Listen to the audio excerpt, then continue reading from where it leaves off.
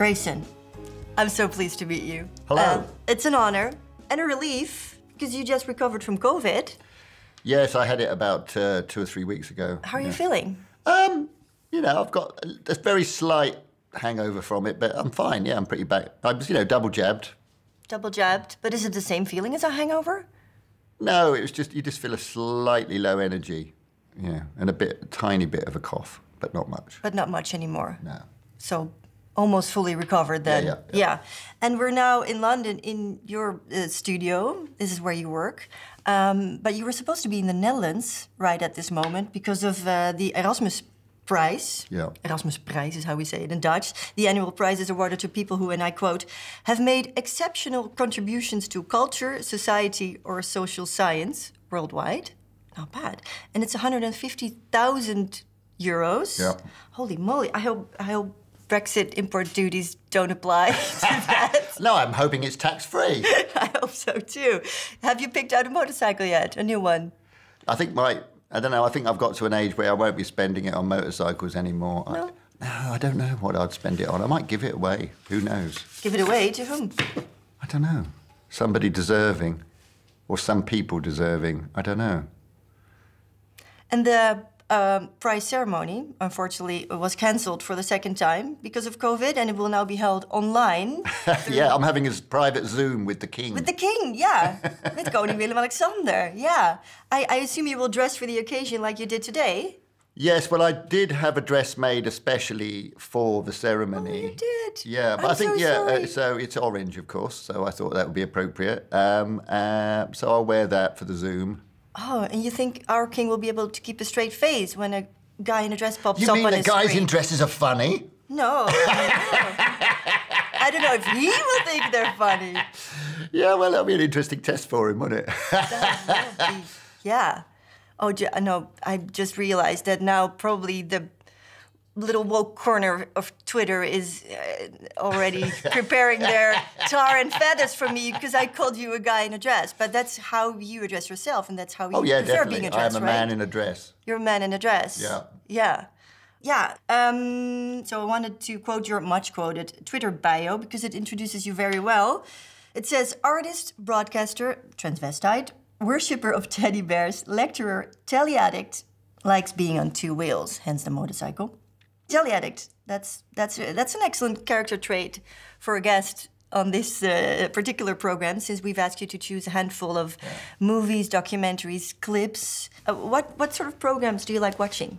It depends whether I'm with my wife or not, because, we've got crossover tastes. So, I'll watch more mainstream TV perhaps with my wife. We'll watch Succession or Strictly Come Dancing or something like that, or comedy shows.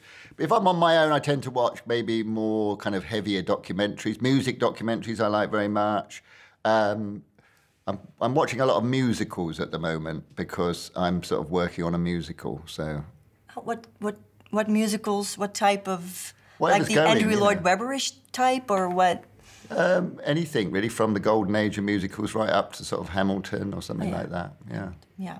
So we're setting off on a safari through your colourful mind and life, and we're kicking off with a clip from a TV series from the early 90s, Signs of the Times, a BBC television series that examines the taste in the British home.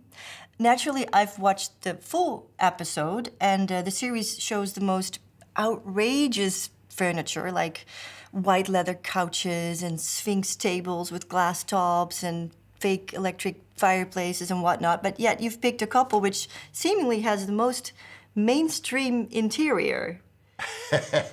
Well, it's kind of, you've got to remember, you've got to go back to 1992, when the white leather sofa might be more mainstream then. Maybe, yeah. Yeah, because that whole idea, that sort of wave of tastefulness, maybe not so much in the Netherlands, but in Britain, we didn't catch modernism until very recently.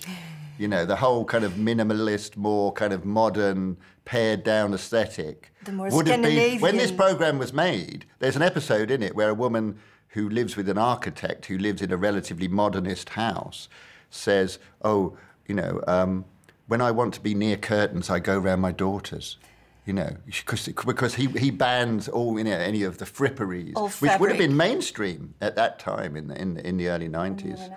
I mean, if you'd have asked a person in 1992 what would be their dream house, it would have been a Georgian rectory or a Georgian terrace or a thatched cottage. You know, it would have been an old-style house, and it would have been full of chintz and curtains and frills and doilies and things like that. But you ask them now, they want a glass box.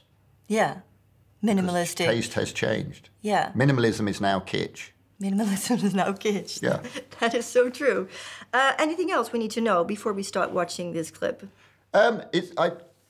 When I made a TV series about taste back in 2011, I interviewed the guy who made this, Nick. He made it very precisely. He kind of set the whole situation up because he knew exactly what the people were like and what they were going to say. And it's quite cruel. Like, it was the first example of what I would call give them enough rope television, where you kind of give the interviewer enough rope to hang themselves. Okay, let's have a look. Signs of the Times. God, they're such snobs. It's brilliant. You know, they've got quite what nowadays would be quite dowdies. What you know, of course, they are the age where this is what your mum and dad house looks like now. And what does it mean, dowdy? Sort of frumpy. Frumpy. Yeah, it's sort of not that exciting, is it? It's what you're kind of dull, basically. Yeah, and they're so snobby about it, but they're basically just trotting out bog standard middle class values around decoration. You know, the kind of restraint element of it. Because they regard ostentation as probably a trait of the lower orders. Yeah. You know, that people are flashy. Because I just noticed now, because I watched it for the second time, is that in the first half of the clip, they're only talking about other people's taste. Yeah, when I found